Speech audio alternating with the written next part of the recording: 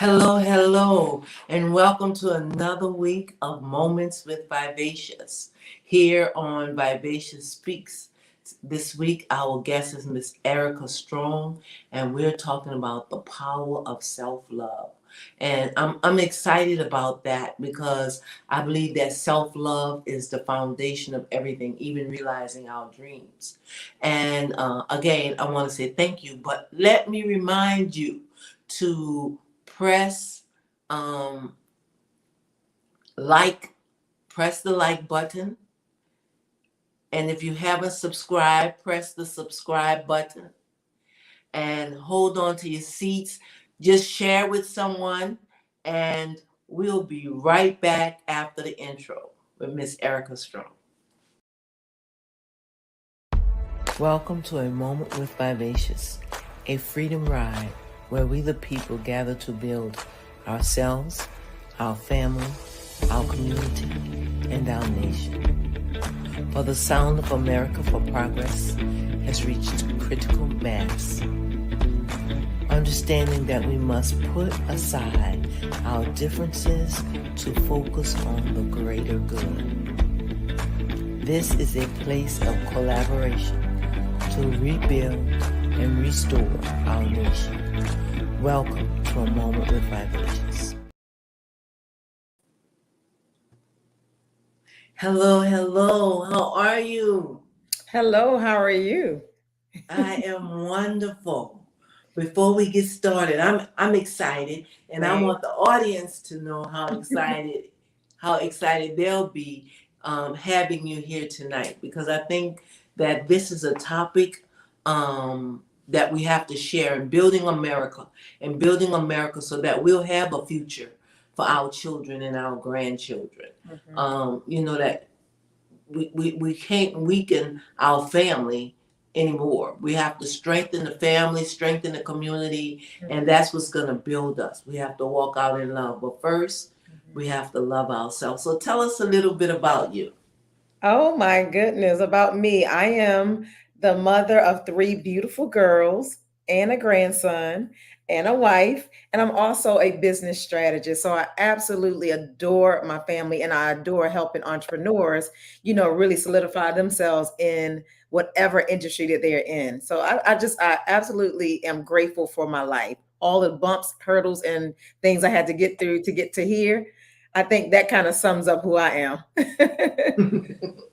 And I didn't hear it, but I know it.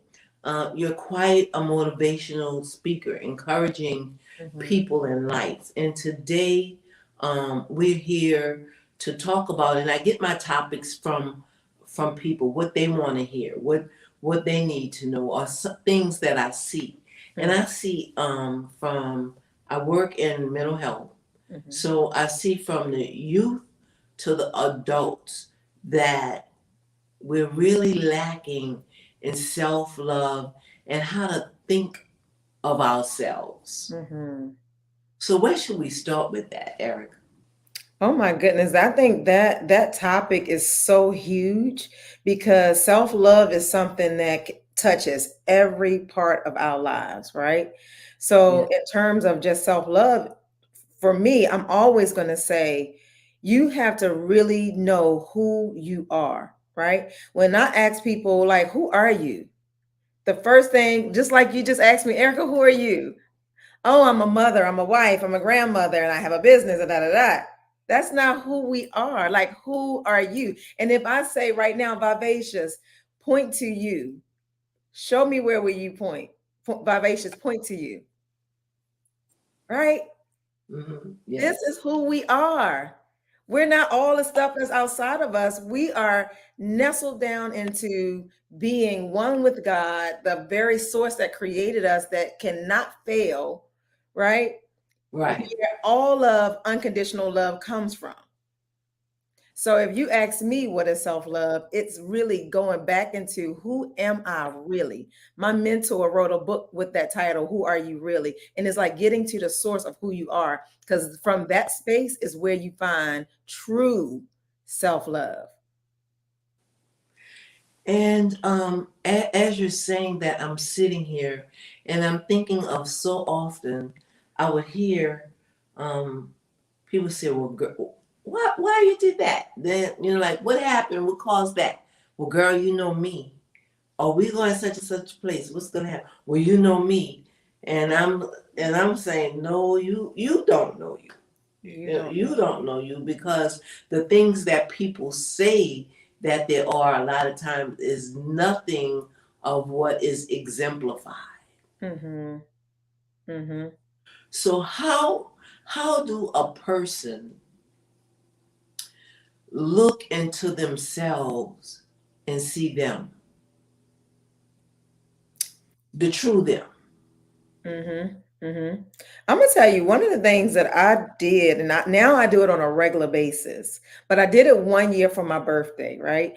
Because I was on this journey of rediscovering who am I really. When life kind of knocked you down, and it's like, okay, you are not the best businesswoman, and you're probably not the best wife. Like when life start making you question who you think you are, right? And Yeah. you have to really come to terms with who am I. For my birthday one day, I stood in the mirror and I looked at myself eyeball to eyeball. I didn't look at, oh, I got a freckle, oh, I got a pimple, oh, I got this and I got that, and I don't like this, I don't like that. I literally was like eyeball to eyeball with myself in the mirror. And I stood there and I stared in my eyes until I really felt a connection. And the connection was that I didn't see nothing else but the pupils of my eye. And when I Mhm. stood there and I really got that laser focus on who, like like seeing me, I Yes. said, I love you. I love you. I said, thank you so much for being with me. Thank you for not leaving me. Thank you for always standing right here with me. You have come with me through so many ups and downs, so many times that I thought I was going to lose my mind, but you kept me whole. You kept me stable. I love you and I appreciate you and I thank you. Talking to me.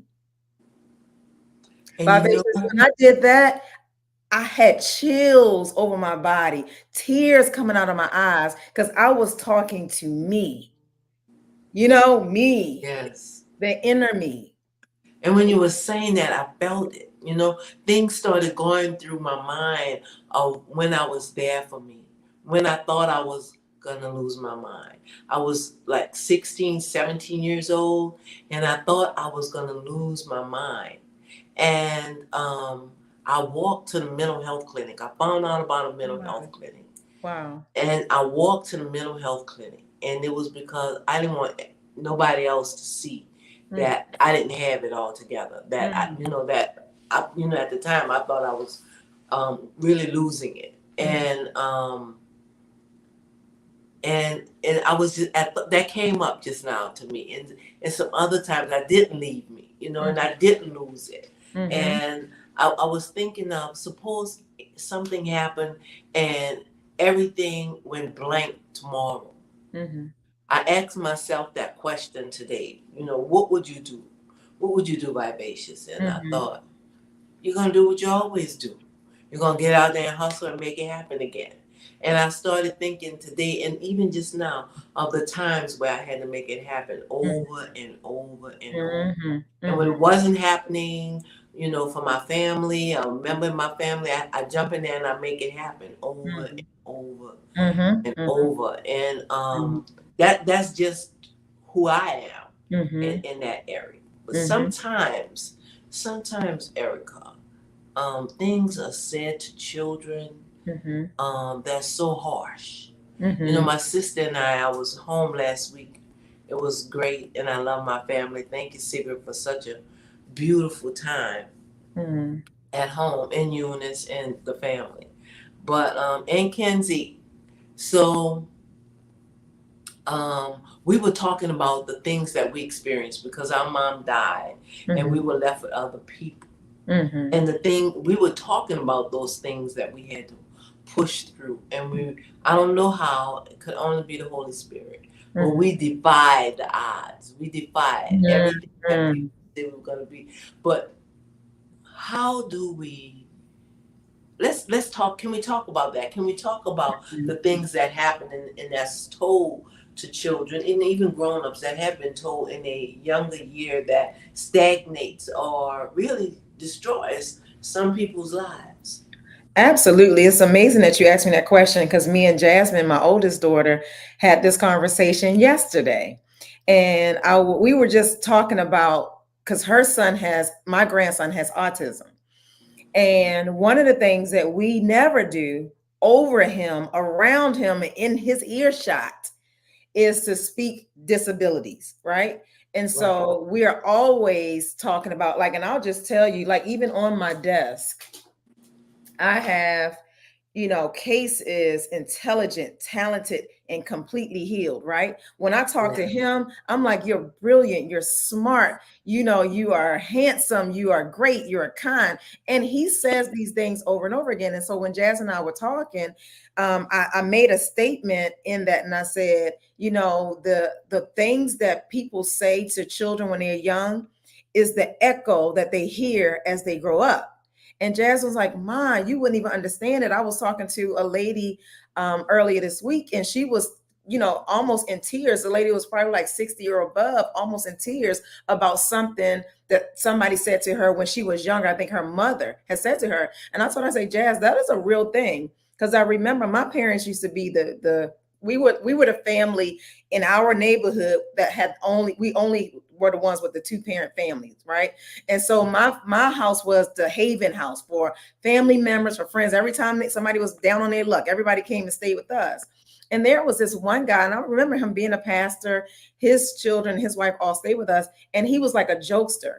And he used to always say, Erica, you're so ugly. And I'm like, I'm not ugly. He was like, yeah, you're pretty ugly. And I mean, think about it. I'm 52 and I still remember that conversation.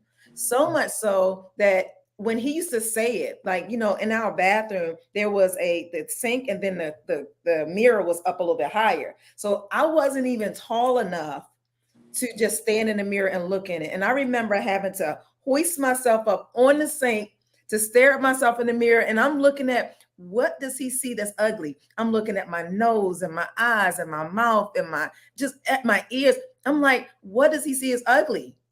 I could not understand it. And at 52, and I don't know what that age was, but I wasn't tall enough to look in the mirror. I had to always overcome until one day I was like, he didn't know what he was. I mean, I really had to come to myself, but we have voices that echoes into people's lives. I think I remember Maya Angelou saying this one time before. I believe it was her, when somebody told her that she was so pretty. And because she didn't believe she was pretty, when that person and whoever told her that she was so pretty and somebody she looked up to, she always remembered that. So I made it a habit after hearing her say that. And then after going through what I went through with that guy, keep telling me, you're so ugly, pretty ugly. Every time I see a little girl, I don't care where I am, what they're doing, like, oh my God, you are so beautiful. Oh my God, you're so gorgeous. Because they may need some lady that just came up and saw how gorgeous they were, to say that in their lives. And it is true. We can say things that vibrates to somebody's life that can be of detriment, but we also can say things that vibrates through somebody's life that could be something that's the budding to the flower that they needed. You know what I mean? Yes. I had a parent a couple of days ago, and her son had done something, and she was like, "Cause see, you so bad," and da da. So often I have to say, Mom, you're gonna need to be quiet. Mm-hmm. You're gonna need to be quiet. Mm-hmm. All he's gonna ever have is what you're gonna speak. And I understand that as a parent, um, when you're going through things, especially now, it's a lot of out of order. It's hard not to see the negative. It's hard not to see the negative. And I'm asking right now, tell us how to, not only with our children, but in everything in life, in every place in life. Mm-hmm. How do we push past the negative? How do we see beyond what we see Mm-hmm. to see ourselves? One of the things I always like to, because I'm not sure if we talked about this, but my background is business in therapy, which is why I'm always in a good place to help entrepreneurs, because it's not just the business aspect, it's the life thing that gets in the way that could crumble the business, right? And so in my training with therapy, narrative therapy is my favorite modalities, right? And one of the things about therapy is you can change the narrative whenever you want, whenever you want, by putting a different meaning around it, right? By putting a different story around it. Because honestly, things live in our head and live in our heart so long because of the story that we put around it. It could be as simple as changing the story, right? My story with the guy saying, "You're so ugly," changed when I said, "He was just being silly. This guy's always playing. He's always, a jokester. He didn't really mean it. And if he meant it, it wasn't true. It's only true if I believed it." So I forgive him for saying things like that to me when I was young.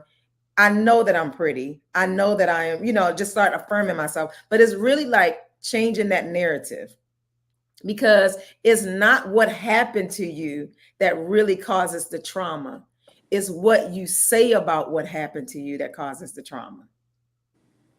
You get what I mean? Yeah, what you believe. Yeah. Yeah, because what you say about it becomes what you believe about it.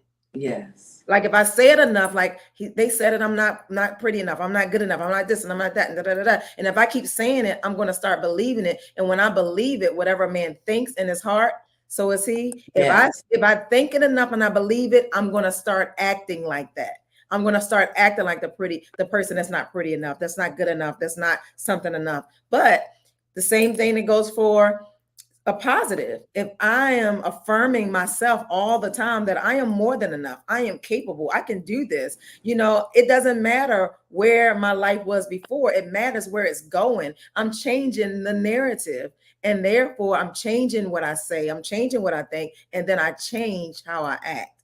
And then that's how my life follows. And that's anybody else. Anybody can follow that pattern. Yes. Yes. Yes. It sounds really good. And so when we're living in this place of pain, when we've taken on the negative, I'm thinking of this one precious young girl. I think she was like 15 or 16, and she was all involved with a young boy with drugs. And I said, why would you bring this boy into your home? Oh, how you are only teenagers, blah blah blah. The whole little sermon. And she said, well, he buys me things. He um he buys me whatever I want. And I'm like, girl, you don't even know nothing about. I didn't say that to her, but it saddened my heart because you had no value to yourself, but what a 16-year-old can buy you. I said, well, when your mom put you out, can he get you an apartment? Oh no, he's only 16 like me. I said, why are you giving him your whole life? So when we're at an age, and look, I'm saying she was 16, but we have some grown women the same way. That how do you engage? I love the mirror thing. I think I want to go do that to myself when we finish tonight. But how do you engage and swing? You live the negative life. Your mom's screaming negative things at you, and now you're here and you're 16 or you're 26 or you're 36 or you're 46 or you're 56 and on up. And how do you turn to that pot? Because you've believed it, all your life. You've been fed the lie, and you've been eating from the lie. Mm-hmm. So women that's stuck, how do, and not only women, because we always say that, I guess because we women, but men are the same way too. Person. Mm-hmm. Yeah. How do we deal with, because we don't understand our self-worth at all. Mm-hmm. Mm-hmm. You know what? One of the things I think in just the years of therapy motivational speaking, and I'm an author of two books. My first book is Love Strong, Stand Strong, Finish Strong. And what I found in writing that book, it was so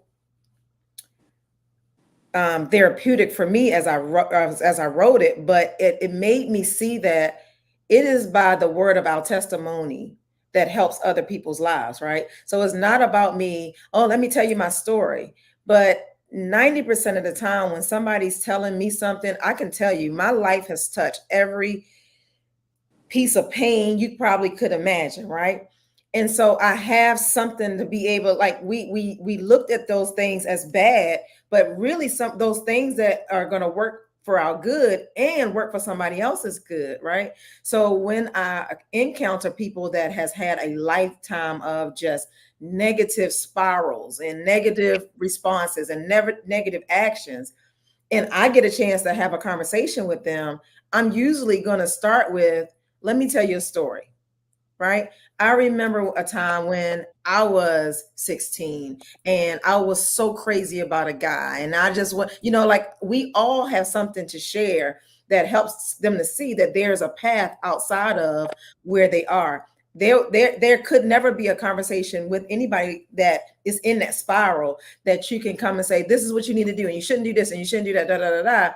They are freed by somebody that has the not only the empathy, but that can really understand where they are, the level that they're on. And I don't care where you see me, it could be on a talk show, it could be on a stage, but when I talk to you, I'm gonna be at the level that you need me, because I'm almost certain we all have stories that we can share on a level that will grab somebody's attention, and then the lesson that comes behind it. And that's what I did in my book. So I just talked about different things that happened in my life, and then the lessons and the things that I learned, and gave them like a blueprint. Like, if this is something that you truly want to see yourself to come out of, here's a blueprint for you to be able to travel through, changing the way that you think about things, changing your environment, finding self-worth. Like, this is all about self-love. And at the end of the day, if you really, really can see who you are to your core,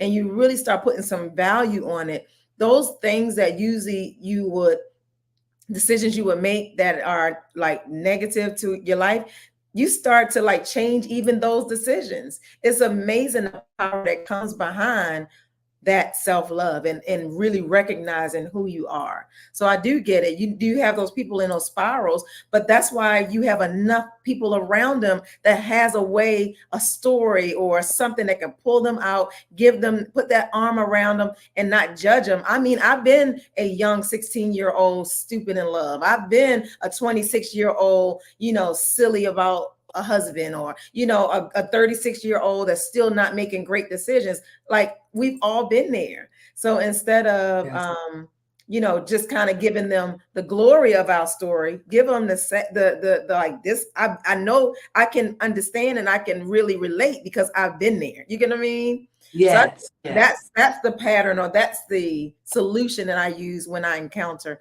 those kind of conversations. Is your book still available? Mm-hmm. Mm-hmm. Okay, I would suggest the book, especially for people who like, if you wanna do better, you wanna come out better, you wanna see yourself differently, then I would suggest the book. But more than that, if Mm-hmm. you can't see yourself good, if you can't see yourself beautiful, if you can't see anything good about yourself, I Mm-hmm. would suggest that they get that book. It sounds like quite a journey, Mm-hmm. um, Mm-hmm. to freedom, really, to self freedom. So Mm-hmm. could you tell us the name of the book again and Mm-hmm. how we get See if it? I have one up here. I usually have one on my desk. I don't. It's Love Strong, Stand Strong, Finish Strong. And but before we get off, I'll make sure I'll hold it up so you guys can see it. I wasn't even planning on talking about it. That's why I didn't have one up here, but that's what it is. But at the end of the day, think about the title, Love Strong, right? You gotta love yourself. You gotta love everything about you. Like, now, going through the healing, right? I am grateful for all of the things that has happened in my life, good, bad, and indifferent, because they have made me who I am. So like to really be able to stand up and say I love strong gave me the ability to stand strong, right? Stand strong in my life. And it's really similar to what you said. You can stand strong in your life because knowing that, okay, I made it through this, I'm going to make it through the next one. And anything, something come up in your life now, it might shake you a little bit. You might be a little afraid, but you realize I made it through worse. I can make it through this. Like it's nothing that can come up that I can't make it through. So you're able to stand strong in life. And then you can finish strong, right? But you see, it all starts with love strong, stand strong, finish strong. And then just how the book came about was just a miracle by itself. Just a whole miracle. But in that, I found that and I'll just kind of give you a quick story because I love telling stories, because I feel like stories really pull people in and they get a chance to know who you are. That book came off the heels of me wanting to end my life, me not wanting to live anymore, me being married. My husband at the time decided that we had just had our youngest daughter. He decided that, you know what, marriage life is just not for me. And he left. Not like, okay, Erica, this is not working, I'm leaving. He left to go on a work trip.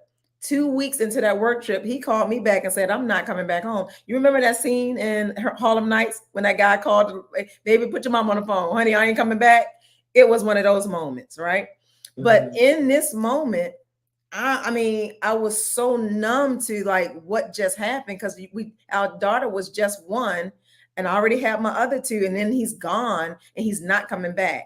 All to find out that he left to be with an R&B singer. So where this personal pain turns into public pain, because now while we're still married, they're engaged. Essence is talking about how amazing their life is, and everybody's interviewing them, and he's on her videos. He's traveling the world with her. It was like he just left me and our children, and he is like living the rock star life. But I was left to deal with everything on my own. So every day I woke up crying and depressed and not wanting to live anymore. And it was so many times in that it had gotten so close to me, like I was scaring myself. Like I'm feeling like, how can I think about not living anymore so much that I don't start to act on it? Right. And the one day I looked in my medicine cabinet, he had some pills from when he had a surgery. And I'm looking at the pills like, you know what? I should just take these pills because he's the one that caused all his pain. And I was like, you know what? This is scary. Let me get out of here. Took my girls, got in the car. We are driving to Baltimore because that's where I'm from, just so that I can get out of that house and out of those thoughts, right? While we're driving from Savannah, because that's where we were living at the time, to Baltimore, we're driving across the bridge from Savannah to South Carolina. And the girls are asleep, and I'm driving and I'm crying. I mean, they don't see us crying. They don't see me crying. You know how we do as women. We put on that strong face. So I'm crying the entire time. And all I'm thinking, like, this is too hard. Everybody knows my business. Everybody's laughing at me. This, like, it was just too much. It felt like the world knew that my husband left me for this singer. And now he's still like, and we're still married, and I'm dealing with all of this, right?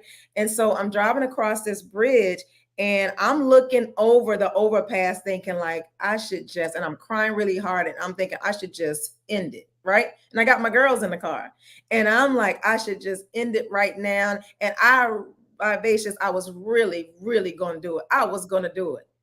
I was driving and crying, and I was looking at that bridge, and I slowed down for a minute because I really wanted to make sure that's what I wanted to do.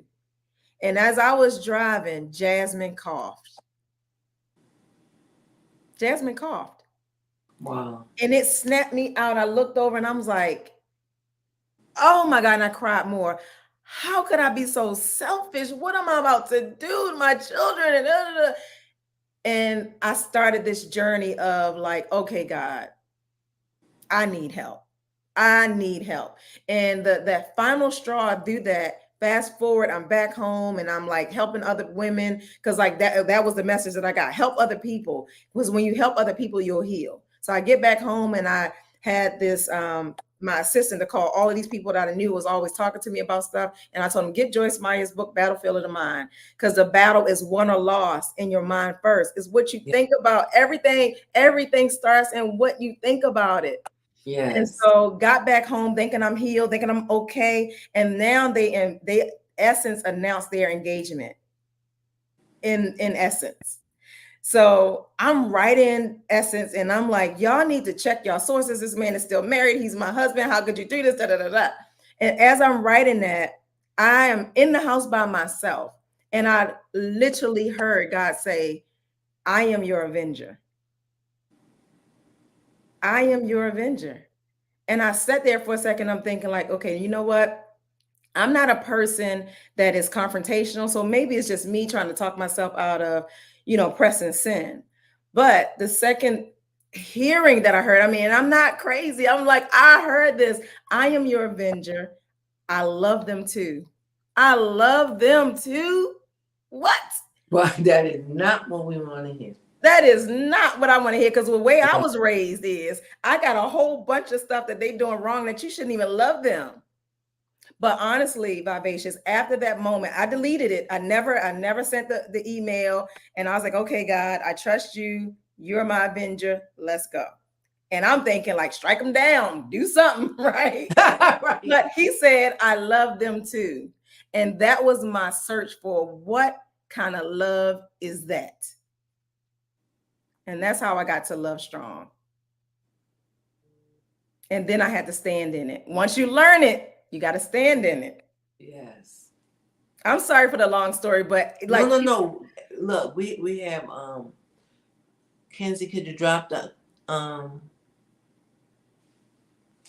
this is Patricia Harris. She says, I'm so glad you're sharing your story. It is so encouraging. I had a similar experience. wow. You are a living testimony. Wow.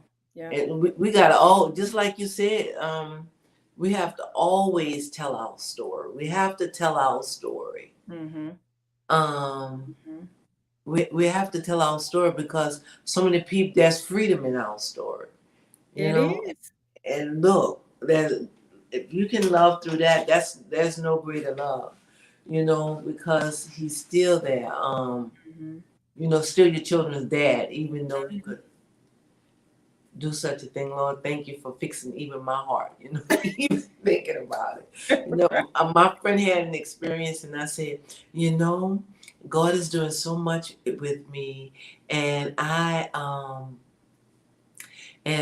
so glad. But when you told me that story, I was mad. Mm-hmm. I want to keep liking him because I like him, but I'm about to get mad. So um that was a good thing. Mm-hmm. I think that's still Patricia Harris. She said you're so encouraging to her. That's Thank you for that. Samaya. I hope I'm pronouncing her name right. Samaya. Samaya. Mm-hmm. Oh, okay. Okay. Oh, I see. I'm sorry. I need to put my glasses on. Samaya, encouraging. Mm-hmm. Yeah. Yeah. People needed that. That story was needed by Yeah. our audience. Mm-hmm. Now I'm gonna tell you another place I stand. I might get some stronger love right here too. Mm-hmm. Have you ever heard of Kevin Samuel? I Kevin, have. okay. When I first started listening to Kevin Samuel, he was talking about being feminine and the difference between masculine and feminine. I didn't realize how masculine I was Mm-hmm. until I started listening to this man. I was raised by my daddy. Everything I knew, like nobody could flirt like me because I learned it from the best. You know what I'm saying? I learned it from my daddy. I could talk some stuff. But and then when it started getting raunchy, I cut off. And today somebody was sharing a story, and I was thinking to myself, oh my God, I can't believe the Kevin that I met was the Kevin that's doing those things. And somebody said, that's why I said, no, that's not why the man died. It was his time to die, okay? Yeah. That's not who God is. Mm-hmm. Just like he told you, I love him too. Mm-hmm. I said, but what responsibility? Now, if I'm hard, I'm, just tell it to, give it to me where it's at, okay? So I said, why would you stay on the phone and listen to somebody tell you you so fat? You so fat, that's why you can't get a man. Or some of the stuff he said, and I guess I should be. My daughter told me, "Mom, be careful saying that you believe anything that man said." But some things, like some things, I was like, "Girl, why would you come? You too lazy to even sit up in the bed to talk to the man on the phone, and we can see you dropping money." So, that the women that he dogged out, they got more money. They paid him more money than, I believe, the men that he had trained. The upper class men, whatever, however he defined those men. But what would make a woman so, like, oh, they would be crying, he's screaming and hollering. Or I'm at work and there's a man, that has come in and he's on the phone with his mama, or his sister, his wife, or his girlfriend, screaming and hollering and cursing, and there's still someone on the other side of the phone. Why do we? What would make us stay in those situations? I mean, I don't understand it. I'm like, why? He would have got the dumb. Because I'm not going to sit here and listen to that. But how much responsibility do we? It's like people that smoke cigarettes. You smoke these cigarettes, you read the pack first that says it's killing you, it's causing cancer. Then you get cancer, and now you want to sue the people. You the one who took your money and smoked the cigarettes. Talk to us about what would make a person, and maybe somebody might be just passing this one day, or might be listening in and hear, wait, why am I allowing myself to be abused like that, and want to cause? Are you really abusing yourself? Or can we talk about that? Absolutely. I remember I had not heard of him that much until one of my middle daughter was like, "Mom, he actually is saying some things that's like kind of true. You should just listen." And when I listened to him, I thought, you know what, I see how he kind of got people's attention, because a lot of women, if I did a podcast on how to get married in 30 days, what is a man really looking for, the conversations that a man need from a woman, we are all into it, because as women we want to be that woman for our man. So like if a man is telling us how a man wants to be treated, how a man wants to be talked to, we're like all ears, because we ultimately want that love and that adoration and that honor from a man that loves us and respects us, right?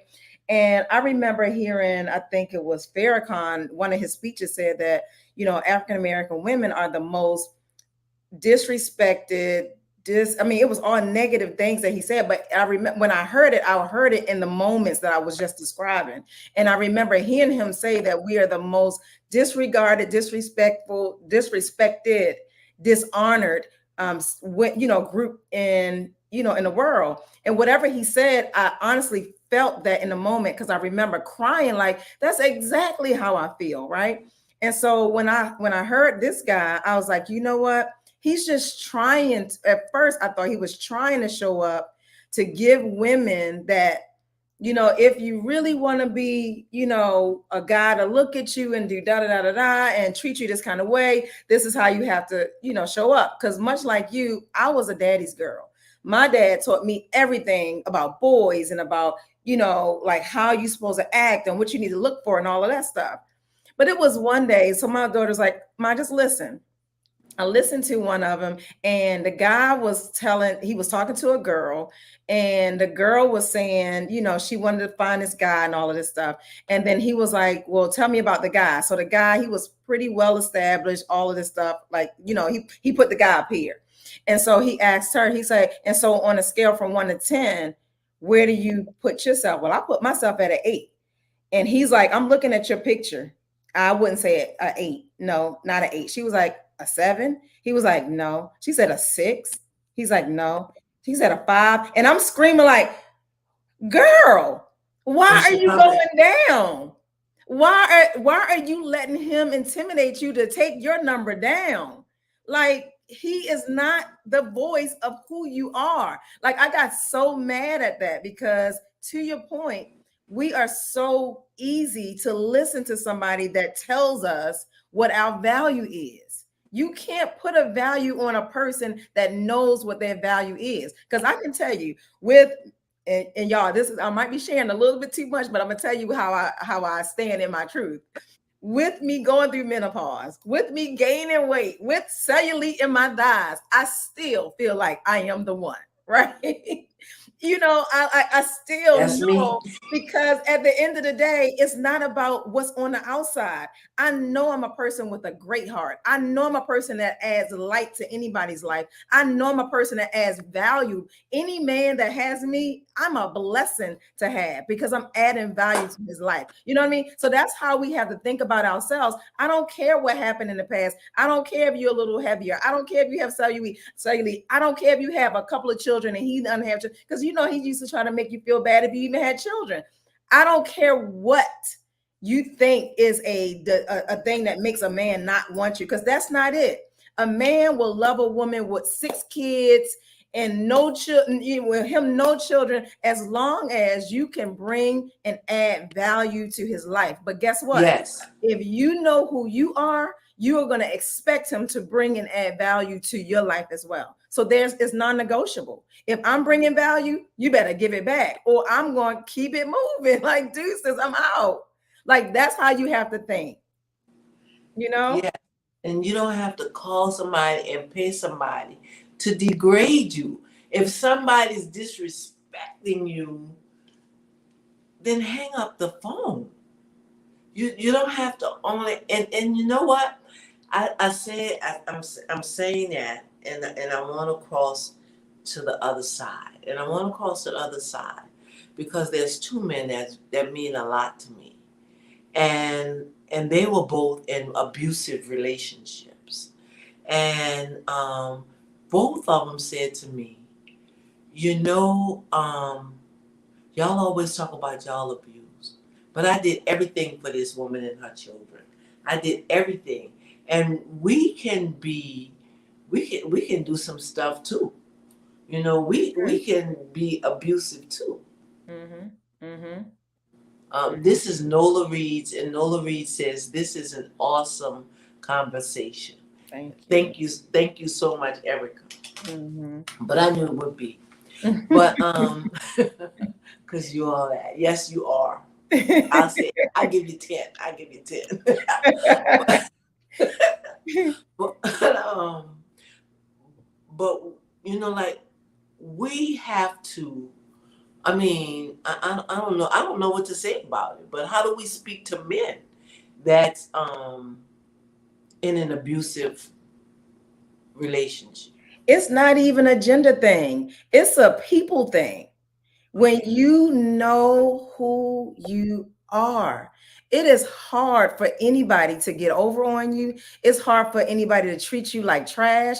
It is hard for anybody to convince you that you deserve to be treated like that. So you really got to get down to the core of, like, you know what? Let me do some self digging, some self discovery for myself, right? Start pointing out the things that you know that you're good, like that's good about you. And it's not like I make a lot of money, I don't make a lot of money, I got a nice shape, I don't have a nice shape. No, what is the real pure essence of who you are, right? You are a great person to the core? Are you a person that that will show up and will help anybody? Like, find every good attribute that you have about yourself, and the things that's not so good, work on those things. But those things don't make you or devalue who you are. So male or female, a man knows when he's being mistreated.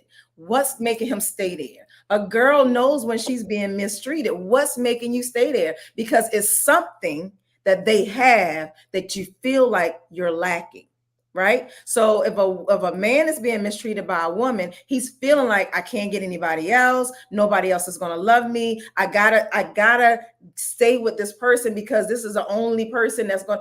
If they don't love you, I mean, if they don't respect you and they don't honor you, they don't love you. because love does not hurt. Love does not cause pain. Love is something that heals. Love is something that covers. And if you don't feel covered in your relationships, friendships, um, partners, anything, any relationship that you don't feel covered, then it's not one of love. Walk away. But you really first have to deal with what is the reason that I'm staying. Like the lady the girl you said that he's buying me a lot of stuff. So do you feel like you can't, buy yourself something? You feel like that you can't attain this for yourself, that you have to, put your worth and your value on the trinkets, because stuff come and go. Bags come and go out of style. Just nothing material is worth you trading in your moral standard, right? The way that you feel. Because I know that I've done the work, guys. I'm not saying that I've always been like this. I'm doing the work. That's why my platform is finishing strong. Because it's always a ing, it's always in motion, it's always in action. Every day I read something that motivates me. Every day I'm doing a meditation. Every day I'm always pouring into my life to validate who I am. Because if my husband was to come in here today and go, you know what, Erica, this is not for me, I'm gonna move on, it's gonna hurt my heart. But guess what? I appreciate the honesty, and I'm gonna let you go. Anything that wanna go, let them leave. Because when you hold on for dear life for something, it's not the person that's getting bruised and beat up, it's you trying to hold on to something. Let it go. I teach my daughters all the time, the cycle and the flow of life is like this. If they come and they stay, good, but if they want to go, let them go. Anything that comes, it came to pass. Don't hold on for dear life. Anytime you're like rigid and trying to hold on to anything, you will break. Flow with life. You don't have money for your bills, it's okay. You don't have, the life that you want right now, it's okay. Because guess what? It's today. But whatever you're doing now, you're building on how it's going to look different tomorrow. When you start doing that, you start falling in love with yourself, that nobody can show up and disrespect you. Nobody. I don't care if they old, white, black, fat, skinny. I don't care who they are. You're not going to tolerate it because you are in love with who you are. That's my spiel. That's awesome. It is awesome. When I really started becoming a better person, I always thought I was cute. And that might sound, but some of You're us are there. supposed Okay. to. So, everything to me was how I looked. Mm. And when I started, anger was a big issue with me.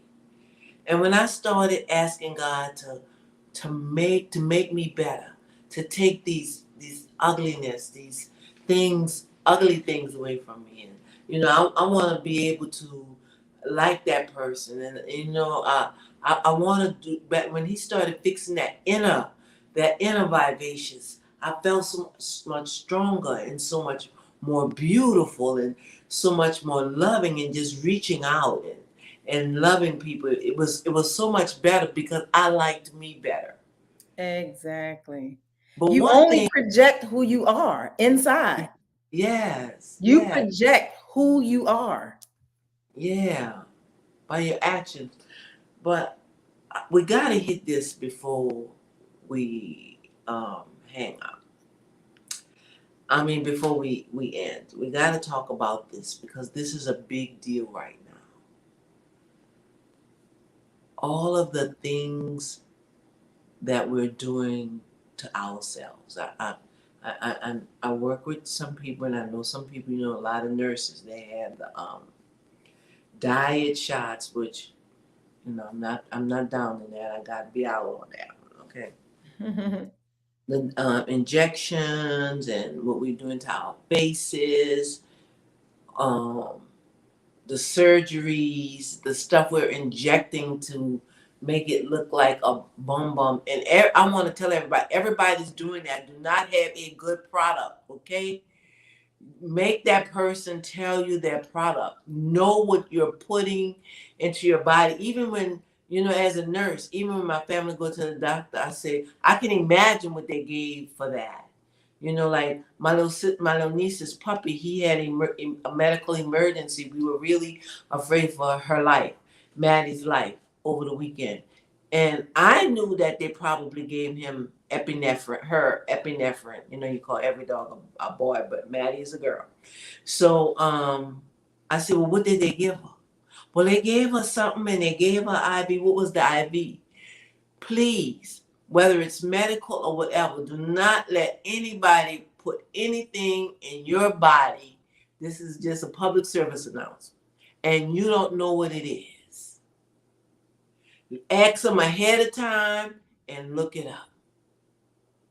See the box that it came out of it so you'll know it was really what it was supposed to be, because people buying stuff from out of the United States and off market, and they're putting a name on it, like just what happened to Ozempic. They put Ozempic on medication for diet, but they substituted insulin for Ozempic because they didn't know Ozempic wasn't like insulin. It was not. It's totally two different things, but they didn't know that. So they were selling synthetic medication. So know that. I remember I was gonna have a tummy tuck, right? I said, oh no, I'm gonna have to have my tummy tuck, my tummy. Then I sat down and thought about it. You got to be this age and you have never had surgery, never been in the hospital. God has kept you healthy. What are you thinking about going to give all these thousands of dollars for a flat stomach? Right. Yeah. I said to myself, it didn't take much for me to talk myself out of that one. I'm not gonna do it. Yeah. And so I asked somebody just not long ago, why? Oh, it builds your self-esteem. Because I used to be fat. At first, I used to throw up, and now I'm doing all of this stuff, and I got this tight. I got this big. How far is that from ourselves? We're speaking of self-love, knowing yourself, and now introducing all of this stuff that's coming in. I need to hear what you have to say. You know, it's funny, and especially anybody that lives in Atlanta, because I have this little joke all the time. Like, and it may be facetious, but it's a joke. So, like, I feel like Atlanta has its own uniform. You know, the big fake booty, you know, the big giant lips, the lashes, the head down to the butt, all of that stuff. And it's like this is this a way that all the girls are starting to look like. And so, and it's a joke for me because I have a lot of friends that are guys. And guys, you know, when you are around a lot of guys, they just, you know, I'm one of the guys. So they talk to me. And it like I listened to them, but it also made me question, like, you know how like you're going out and you see everybody when we get dressed, like let's just say you're about to go out on a date, right? When we get dressed a little bit for the guy, but 99.9% of the time it's for the other women. Right. So if me and my guy is out, if me and my husband is out, I want all the women to know that he has a nice looking woman. Right. So we getting dressed really to impress the other ladies, because the guy, they honestly love to see us with a ponytail, no makeup, like just basic regular homegirl down to earth. They think that we are the most beautiful, the more natural that we are. And so this running joke with in the guy circle is, yeah, I'm gonna look at it, but she's not somebody I'm taking home to my mother. Yeah, I'm gonna look at it, but she's not somebody I'm gonna take serious. And I'm thinking, like, women are doing all of these things in their mind to attract the guy, but it's to attract him for him to admire it or for him to play with it, but not for him to take it serious, to marry, to take him home to their mother. Why are we doing this to ourselves? So that when we show up, we can all kind of like, hey, I belong in this crowd because I look like I'm supposed to be in it. But all of that could be settled if you really decide, I'm good. I'm good. I'm going to work on what I have. I'm going to be okay with what I have, and I'm going to love myself. And that too goes back to that self-love. Like, you don't have to have all of those things to make you pretty. If you want to wear some weave, wear your weave. If you want to wear a wig, wear your wig. But don't do it because you think that you're not pretty if you don't have it, you know? Because I've seen women that if they take their weave off, they like, oh my God, don't let nobody see me. I'm like, come on now. You can't let that be your identity, but you know, you can enhance yourself. Like my daughter's a makeup artist. All she talk about is mine.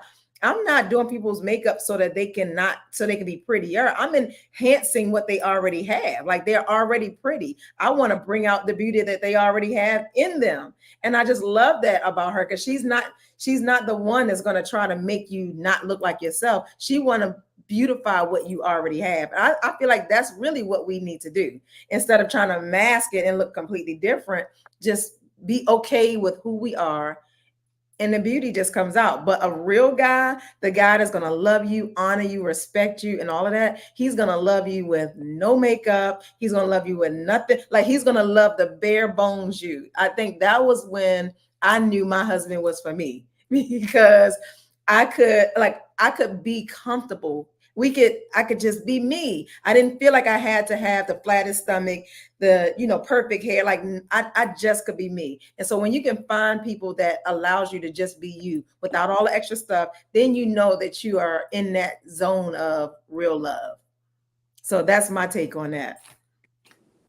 Thank you so much, but girl, I don't go nowhere without my wig. Well, hey, Look, when I'm home without my wig, I'm home by myself. that's what I'm saying. But like for us, it's an accessory, right? Like I love Mhm. my watches, I love my accessories, but at the I end of don't the want to day, take the time. I don't want to take the time that it takes. That's why I don't want to exactly. take that time. Yeah, I was yeah. asking somebody today.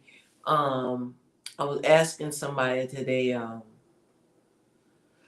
I asked her. She said, "Is there anything I can help you with, Vivacious?"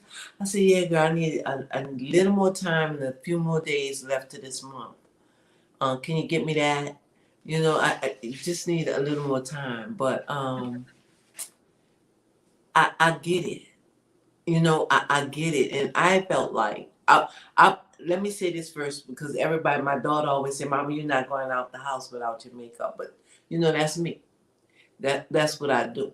Yeah. That's is who I am. It's what I am, Mm-hmm. and like your baby say, if it's who you are, but when you have to throw up and have surgery, have you taken time to, like Erica said in the mirror, eye to eye with yourself? Mm-hmm. Have you been eye to eye Mm-hmm. with yourself and met that person? Mm-hmm. Have you met you? Mm-hmm. Have It's you know chilling. what music? It's chilling. I'm telling you, it's the best therapeutic practice you can give yourself. Um, and I think some of mine come with, and I'm not making excuses. I'm just saying how it is. Mm-hmm. Before my mom died, when I was a little girl, my mama said, and I love this because it kept me all of my life through all of the negative things. Mm-hmm. My mom said, like every mom, so what do you want to be when you grow up? Mm-hmm. I said, a superstar. So I have that superstar mentality. But but there's two things before we hang up, before we leave, that I want to talk about. I want you to give us that. How do you meet yourself? Mm-hmm. Talk one more time. And I want you to talk about your book and where we can get that book. Okay. Okay. Well, first, it's a couple practices that I do that I'm always in tune with who I am, right? The first one was the one that I was talking about where you get eye to eye in the mirror. And if you missed this, I'm telling you, do it, please. Like I was staying so close to the mirror where I could see my eyes, right? I want to see my eyes. And I just stand there and I look in my eyes until I'm not looking at my hair. I'm not looking at my face. I'm looking in my eye, almost like I'm looking in my soul. And then I have a conversation with me. And that conversation starts with, I love you. I love you. And thank you for being here for me. Thank you for not giving up on me. Thank you. Like whatever that is, have that conversation soul to soul, like in your eyes, talk to yourself. Everything that you've always wanted to hear somebody say, I'm proud of you. You didn't think you was going to be able to make it, but look how far we made it. And you did not leave me. I love you. I'm so proud of you. Y'all, when I do this, I promise you, I get so deep into this conversation with myself that I start to cry. Like it is really a like a true conversation with yourself, right? Another thing that I do is I start writing letters to me from God. A love letter to me from God. And I started off with my dearest beloved Erica, my daughter. I love you so much. Erica, you have been an amazing daughter. I have been here with you. I have never left you. I have never forsaken you. And I have the world for you, Erica. I mean, I'm talking to myself through like as if God is talking to me. So I let my pen just go and I let God say everything he want to say to me as I write it out. But I started off with Erica, my dearest daughter. I love you. And just imagine how that letter is going to feel, right? Wow. Yes. And then just being able to, like, if you journal, and that's something that I wrote in my book as well, when I was going through those deep moments. And that's really how the book happened because I was journaling everything. And then when I would journal, I would get all because we can't put roses over top of poo, right? So we gotta dig the poo up so that we can get to the fresh, fertile soil that the roses can come out of, right? And so I would write in my journal all of the ugly, all of the hurt, all of the pain, all of like, I just feel like I'm just so this and I'm writing until teardrops is staining my paper. I'm wiping my eyes and I'm writing. I'm getting it all out. But I do not close my journal without building myself up. So I got it all out. I feel like this and I da da da da, and this is happening, da da da da. And then I go, but you know what? This is not the first thing this is not the first problem that showed up in my life, and I made it through it, and I can make it through this one. And what makes this any different? And you know what? I am loved, and I am this, and I am that. I affirm myself every time because, guys, this is what I got to say to you that I learned. It is not by anybody else's words that controls your life. It is the words that you say to yourself, not even out loud, but in here the words you think about yourself, because even though you don't say them out loud, you act them out. You start becoming that I'm not enough. My voice is not enough. Don't nobody want to hear what I have to say. I'm not pretty enough. Like all the things that's holding you back is the very thing that you have been using to cage you in from whatever that is, the fulfillment you want in your life. The purpose in your life is all going to be built around you showing up for yourself. Jasmine is my daughter. Again, she's a makeup artist. And one of her biggest insecurities is talking. Like if you go to her page, she's Jazzy Faces on Instagram, jazzyfaces.co.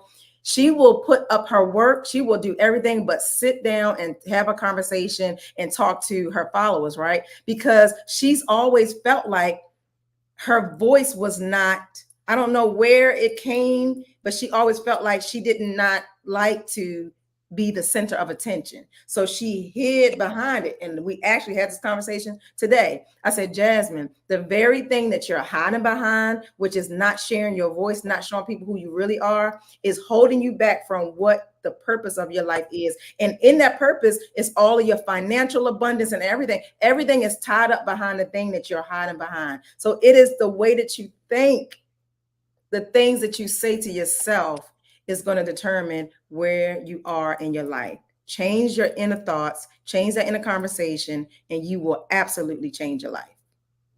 Awesome.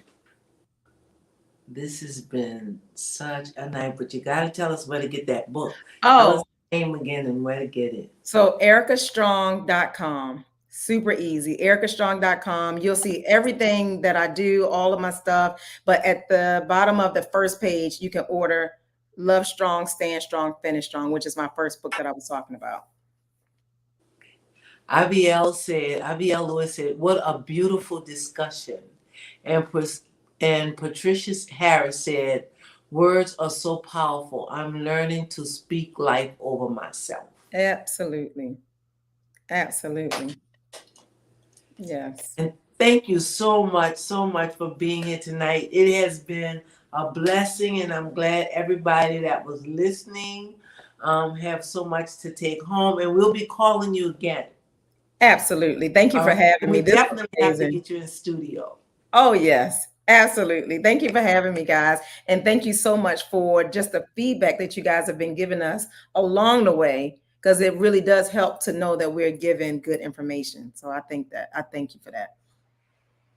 And tell Jazzy I said thank you for introducing you to me. I sure will. Good night, everybody. See you next Wednesday. Good night.